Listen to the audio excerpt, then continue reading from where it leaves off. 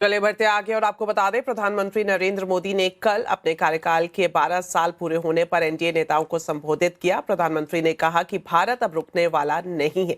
Reform express और तेजी से बढ़ने वाली है। एनर्जी सिक्योरिटी में भारत जल्द आत्मनिर्भर बनेगा। साथ ही प्रधानमंत्री ने कई ऐसे सेक्टर का जिक्र किया जिसमें भारत दुनिया में एक कदम आगे रहने की तैयारी कर रहा है।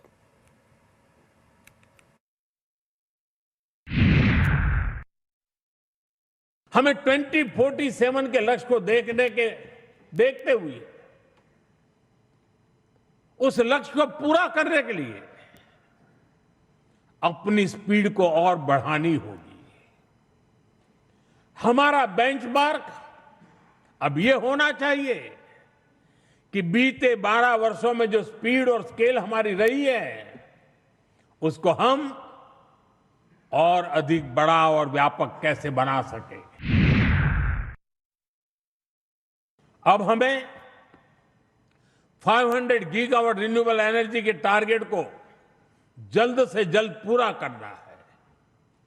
सोलर एनर्जी को लेकर तो काम तेजी से चल रहा है, लेकिन अब हमें न्यूक्लियर एनर्जी के लक्ष्यों को भी तेजी से हासिल करना है।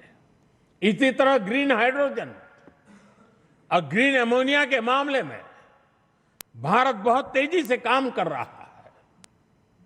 आने वाले समय में ये टेक्नोलॉजी भारत को ग्लोबल ग्रीन एनर्जी मैप में सबसे प्रमुख बना पाएगी। Energy, minerals, chip, battery storage, space, drone, data centres, quantum computing, artificial intelligence, ऐसे हर सेक्टर, हर टेक्नोलॉजी एक दूसरे से जुड़ी हुई है। ये एक दूसरे की पूरक है।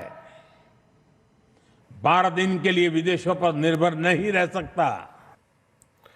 तो प्रधानमंत्री नरेंद्र मोदी के संबोधन से किस तरह के संकेत मिल रहे हैं, पीएम मोदी के इस बयान के क्या मायने निकाले जाएं, ये जानने के लिए अब सीधा जुड़ते हैं हमारे वरिष्ठ सहयोगी लक्ष्मण रॉय से। तो लक्ष्मण जी, जिस तरह से पीएम ने अपने संबोधन में जिक्र किया कि रिफॉर्म में अब ज्यादा स्केल और स्पीड देखने को मिलेगी, किन कदमों की तरफ इशारा आपको दिख रहा है? मुझे लगता है कि प्रधानमंत्री की इन बातों से साफ तौर से जाहिर है कि आने वाले कुछ महीनों तक सरकारी गलियारों में काफ़ी ज़्यादा हलचल रहने वाली है और उस पूरे हलचल का केंद्र बिंदु ये रहेगा कि कैसे अर्थव्यवस्था की रफ्तार बढ़ाई जाए और उसके लिए निजी निवेश का रास्ता कैसे ज़्यादा से ज़्यादा साफ किया जाए, इसको लेकर फोकस किया जाएगा। इसमें निजी निवेश बढ़ाने में सबसे ज़्यादा अड़चन जो आ रही है वो है अलग अलग रेगुलेशन की। तो डी रेगुलेशन के ऊपर आप काफ़ी ज़्यादा फोकस होता हुआ दिखेंगे। नीति आयोग के मेंबर के अगुवाई में पहले से कमेटी बनी, उनके कई सिफारिशों पर अमल हो रहा है, उस अमल में आप काफी तेजी आता हुआ दिखेंगे।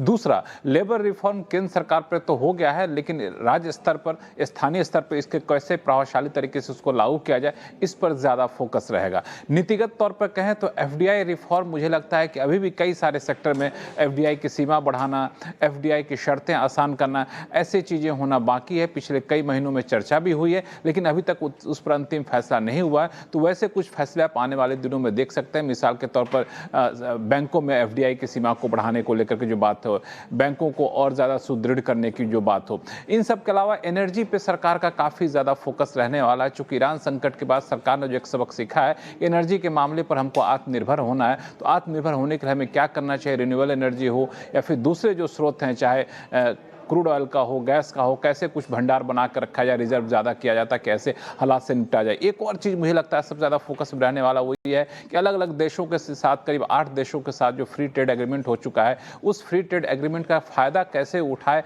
घरेलू मैन्युफैक्चरर, एमएसएमई, इस पर काफ़ी ज़्यादा जोर रहने वाला है। तो मुझे लगता है कि आने वाले कुछ हफ्तों में, कुछ महीनों तक कई सारे बड़े कदमों का ऐलान आप देख सकते हैं सरकार की तरफ से। जी।